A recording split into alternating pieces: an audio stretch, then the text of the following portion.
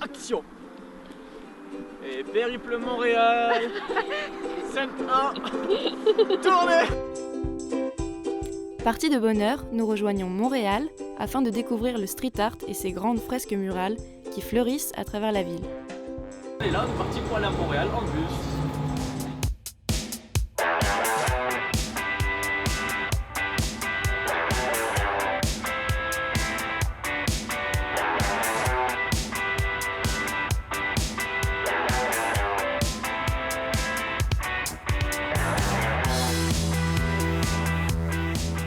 Pour commencer nos recherches, nous nous sommes dirigés vers une boutique spécialisée dans la peinture pour graffiti appelée Le Sino.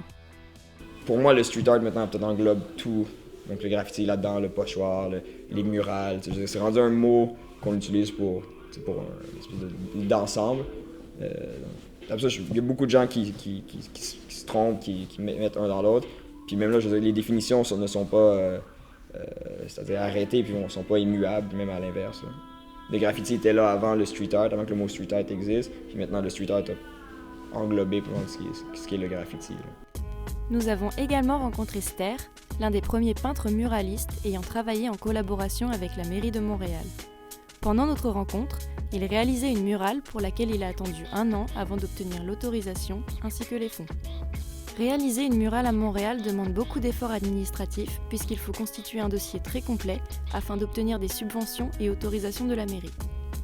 En 2016, le budget accordé était de 600 000 $, mais les subventions ne sont pas à la portée de tous les artistes. Pour les particuliers, que ce soit pour notre studio de graphisme ou pour le graffiti, on ne démarche personne, on laisse venir, on fait le tri.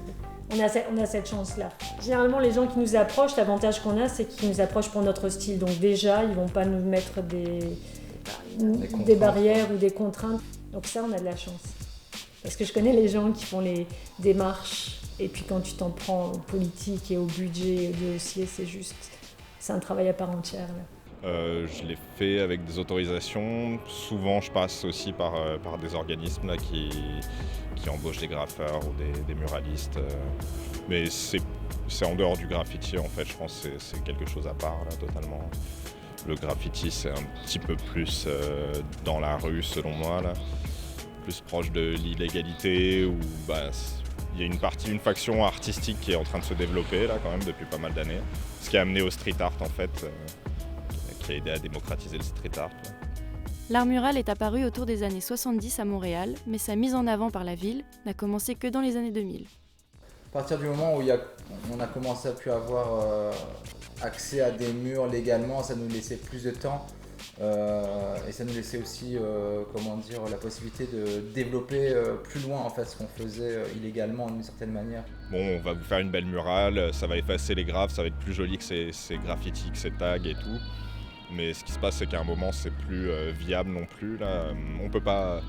Je pense qu'on ne peut pas saturer l'espace non plus. Comme on le sature de pub, si on le sature d'art, à un moment, ça devient difficile de toucher les gens aussi, quoi. De plus, la mairie a mis en place 5 murs légaux dans la ville, c'est-à-dire des murs où tout le monde peut peindre sans demande préalable.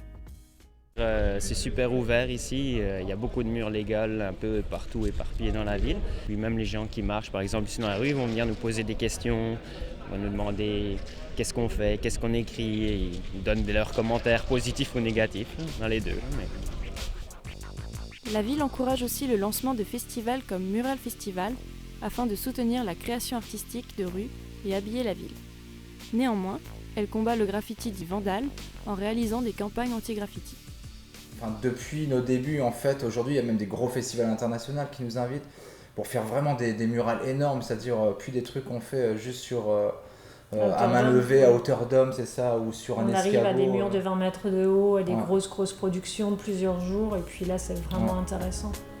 Dans l'idée, c'est intéressant. Après, dans l'enveloppe, c'est pas toujours ce que les gens attendent, quoi. Les gens du milieu attendent, quoi. C'est vrai que c'est plus pour amener le grand public à consommer, quoi. J'ai l'impression qu'ils cherchent pas forcément toujours à mettre des artistes intéressants en avant, je pense. C'est un petit peu vers la facilité, quoi, vers les artistes déjà reconnus, et il manque un petit peu d'audace, je pense. Premièrement, ça fait un beau décor. Ça implique une communauté normale qui ne pas des endroits pour peindre ou quoi que ce soit. Donc, ils font des belles choses, des artistes nouveaux qu'on découvre. Donc, je trouve que c'est bien. Moi, je pense que c'est de l'art. Ça exprime ce que la personne fait, mais honnêtement, ça exprime qu'est-ce qui se passe à Montréal, qu'est-ce qui se passe dans la vie de nos jours. Mais des fois, c'est des insultes, des fois, c'est juste pour niaiser, mais quand c'est vraiment un vrai art, c'est vraiment beau. Ça exprime vraiment bien ce qui se passe à Montréal. Moi, je trouve ça que c'est intéressant, mais s'il y en a trop, ça fait que notre cerveau, il sait pas trop regarder. Puis en plus, qu'ici, il y a beaucoup de monde, mais il y a comme trop de... J'aime ça que les mots peinture sur les murs, ça donne un côté plus beau à la ville. J'aime ça, moi. En fin de voyage, nous avons assisté à une jam session, concours à petite échelle de graffiti sur l'un des murs autorisés de la ville. Celui-ci est mis à disposition de tous les habitants pour s'entraîner à peindre. Les gens se rejoignent là pour peindre, ça crée des liens dans la communauté, les gens se rencontrent, soit des gens qui se connaissent de longue date ou à l'inverse, des gens qui se rencontrent pour la première fois. C'est vraiment un cadre juste amical. Moi, je m'appelle Capulette. Je pense que ça donne de la vie au quartier. Les gens qui passent par ici chaque jour, c'est quelque chose de nouveau chaque fois. C'est vraiment intéressant. Et j'essaie d'exprimer des portraits avec beaucoup d'émotions. L'art, graffiti, c'est des choses qu'il faut garder différemment. Puis surtout dans un endroit comme ici, qui c'est légal. Ici, c'est plus, disons, une recherche dans le style et tout. Un endroit pour se pratiquer pour les jeunes qui commencent, des trucs comme ça, pour pratiquer le style. Si c'est légal, moi, je dis que ça enlève tout le côté de qu'est-ce que c'est. Fait que si c'est légal, c'est pas ça.